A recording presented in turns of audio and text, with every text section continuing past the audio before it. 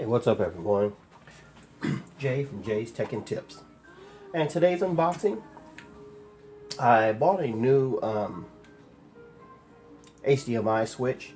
Currently running a small one that seems to get the job done. Let's see if I can show you what I'm running for those of you new to the channel. As you can see here, I'm running a triple monitor setup. And how it works is I use, let's get this, and let's zoom out. Wrong way. I run a triple monitor setup, and I use the middle monitor. The HDMI switch is running through to my Xbox One, and the other two are running through my PC. When the Xbox One is not on, all three are running through the PC. And I have a little inexpensive HDMI switch that seems to work fine. Something happened. I redid some settings a couple of weeks ago, and my HDMI switch wouldn't work anymore. It didn't seem to work, so I wasn't able to get. I was only able to get two screens to work at once. So I figured, okay, well, it was an inexpensive HDMI switch. I'll go ahead and purchase a new switch, something a little better. So I went online, looked around, see what was one of the better switches. Maybe not necessarily the best, but one of the better switches. So I came across this one. This name came up on a couple of sites as one of the better HDMI switches you can get. So it's a 4x1, so you can have 4 individual things running out of one source. So this one also had 4K capabilities, which not quite sure how much that's going to make a difference, but just a thought to think about it in the future if I planned on getting different monitors, which actually I do plan on getting. The goal is maybe to get two 32-inch widescreen monitors. That's something that I would really like to do. I also saw recently there's a 32-inch, I think it's Samsung monitor that does work with Xbox One. So something to look forward to in the future, but nevertheless, the 4K can't be a bad thing. So let's unbox this and see what's inside.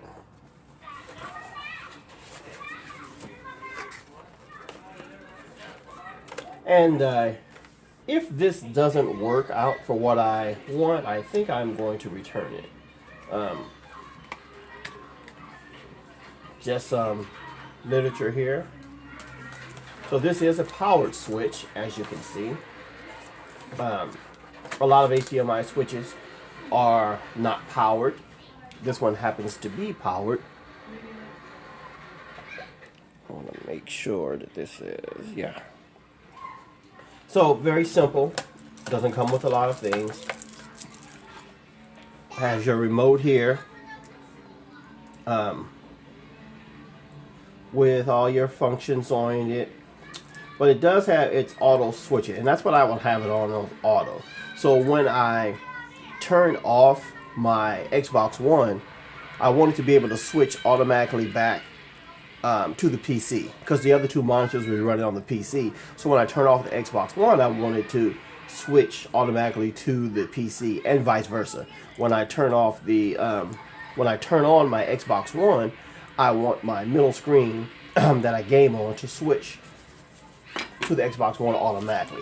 But nevertheless, you have a remote. One downside I did see, and I did go in knowing this, that it does not have an external infrared. So what that's going to mean is, if I'm going to use the remote, which I may use, if you're going to use the remote, it doesn't have an external external infrared receiver. So I'm going to have to put this somewhere on my desk so that when I'm using the remote, I'm able to use it and switch, because the infrared would be here on the front right there where it says IR. It's going to be there. So to be able to make it work, I would have to switch it. Now the only thing I don't like about that. Now as far as the back goes, let me make sure. Yeah, as far as the back goes, you have the input 1, 2, 3, and 4. Okay, so that's fine because it's going to set like this on my desk. So the wires coming out the back will be no problem. However, your power switch and your input, and your output are all going to be coming out of the side. So you're going to be able to see those wires coming out of the side. I really don't like that. If I end up not using the infrared, the switcher, because it's going to switch automatically, then I'll pull it somewhere and put it down behind my desk so that it's out of sight. But this is what it looks like. It's the Etekcity 4x1 HDMI switch. Now I'm going to go ahead and get this connected, and then we'll come back and I'll let you know if it seems like it makes a difference as far as quality to pass through, because that's what a better HDMI switch does. Your signal that's passing through the HDMI switch gets diluted, and you're not getting as good of a signal going through because it's splitting it, trying to split the signal 4 ways. So it's not going to give you the best signal. So one of these, that's what's the difference in the cheaper ones and the not too cheap ones, is something like this is supposed to give you a better signal pass through up to 4K resolution. All right, guys, I'll be right back after we get this set up. All right, so I got everything set up, and so by the way, this is the HDMI switch that I was using before. As you can see, it has all the way up to 5 inputs, but and it worked perfectly fine. Really inexpensive. I don't know, under $10 or something like that I got it for. Really inexpensive, but it seemed to work fine. So far with this hooked up, visually I don't really see any improvement in quality. I've loaded up. Now my third, it's safe to say, let's see, so we'll go to my channel so that I'm not showing someone else's videos. In this, to let you know how my system works, both of these monitors I'm able to have these running through my PC, but for some reason my PC one doesn't have USB 3.0. It just has USB 2.0. So I got and with USB 2.0, I don't have on my video card 3 different outputs for video sources. So what I did is I bought an adapter that lets me, I think it's USB 2.0 into either VGA or USB 2.0 into DVI. So that's a connection. So initially this monitor would always run slow and everything would be choppy, but I got that with a couple of updates. I got that fixed. So the reason that I'm explaining that is so when I play a video on this one, this is the lower of the quality of the videos. Welcome to the evolution of the setup tour. This is a series where I set up to find the best accessories, the coolest speaker. Okay, so we'll skip that. So this is one of, if you guys haven't seen it, one of the videos I have for an Xbox One charging stand that I have. So as you see, the video plays flawlessly through the system. And so if I were to move this over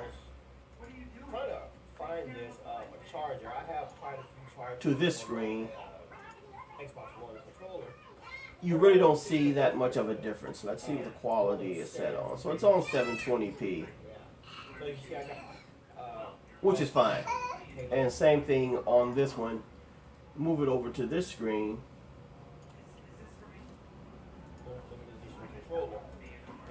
Everything's the same. The quality doesn't downgrade or anything else like that. So that's a positive. I can say out of the different HDMI switch, I'm able to pass through seamlessly. When I had the other HDMI switch, my third monitor here would lag just a little bit.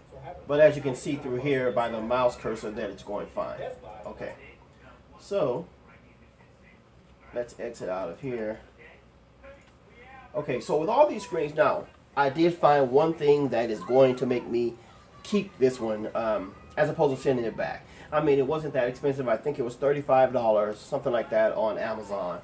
And maybe that does seem a little expensive when compared. You can get something like this that works just as almost as well for under $10. So it's your choice. But here's something that I really like. Okay, so one thing that I haven't noticed, unless I'm not setting it up correctly, which I think that I am, it doesn't auto switch. Meaning, well, we'll turn it off in case I'm wrong.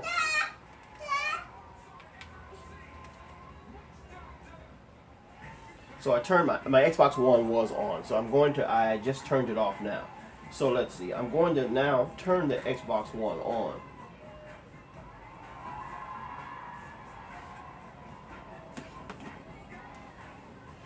Okay, so now I've turned it on and nothing happens. So it doesn't auto switch, which is when there's a power source going through. Once that power source is connected, it should switch your screen. But something better that's going to work. So if I wanted to switch to my Xbox One, I would hit input 2.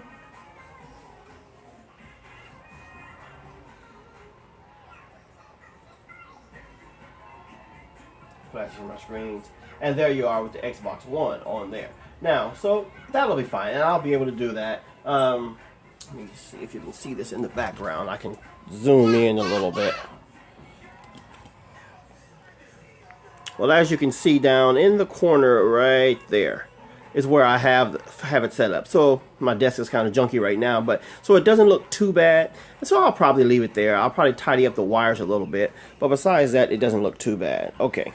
So the one thing that I do want to mention, I'm going to zoom in here onto this screen, in particular. So on this screen here, something that really makes me, that put it over the edge as far as me keeping and using this one.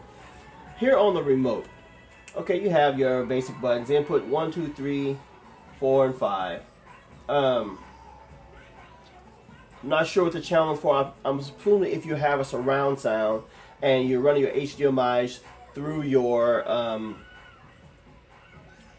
receiver and then out into your television, if you're doing something of that sort, it has a switcher for your two channel 5.1 and 7.1 channel, which this is PC setup, my gaming setup, so it won't come into play. I thought that the auto was a button that you could push the button and then it would have the auto on and off, but it didn't work. But one thing that's really, really nice about this and works well for my system is the picture-in-picture. Now, picture-in-picture mainly for if you have, let's say you have your television connected and your DVD player, and they're both running through one of these splitters. What you could do is you could hit the PIP button, and then your screen that your DVD is playing through would pop up, and then you could look through that. And let's say you have multiple items, so let's go ahead and hit the picture-in-picture. Okay, so I hit the picture-in-picture button. So let's say for practical uses, if you were to see this, this would be this would be your screen here that your television was on. So let's say you had a Blu-ray player here and another video source here. Let's say something else that was connected here, another video source here, and another video source there, if you had that many connected. So let's just say, for instance, what you could do is, here on the remote, you could hit select, and then the source would come out. Hit select again, this source comes out, select, this source comes out. So what you're doing right there is you're highlighting that source. So let's say then if you wanted to switch, switch to this source, all you have to do is hit enter. Now that's going to work perfect for me because now I don't need the auto switch. I can just have all the items on and then just hit the switch button.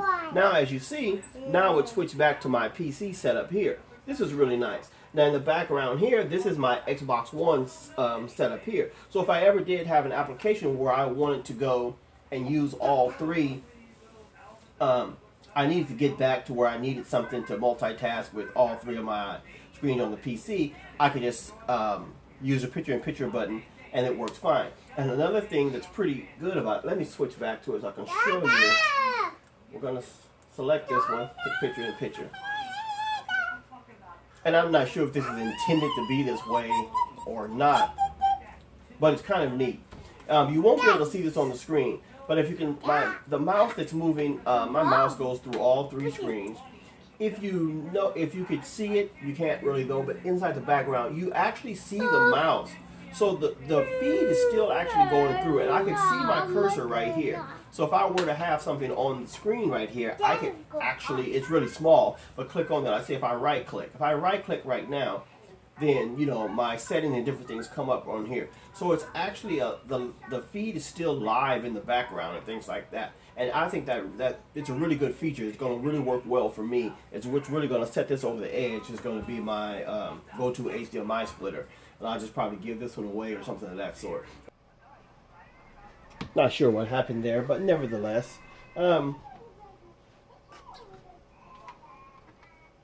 If you guys are interested in this one, leave me a comment down below, and you know I'll try to get it out to you guys and stuff. Sorry the video cut off for some reason like that, but hey, and you have to be a subscriber at least. But hey, you guys, that's it. Hope this helped you guys out, let you know something about HDMI splitters and where you can get a good one. I will leave the link on Amazon where I got this from. It's the Etekcity 4x1 HDMI switch. And thanks you guys for watching. Don't forget to subscribe, leave a like, a comment, anything, and I'll see you guys in the next video.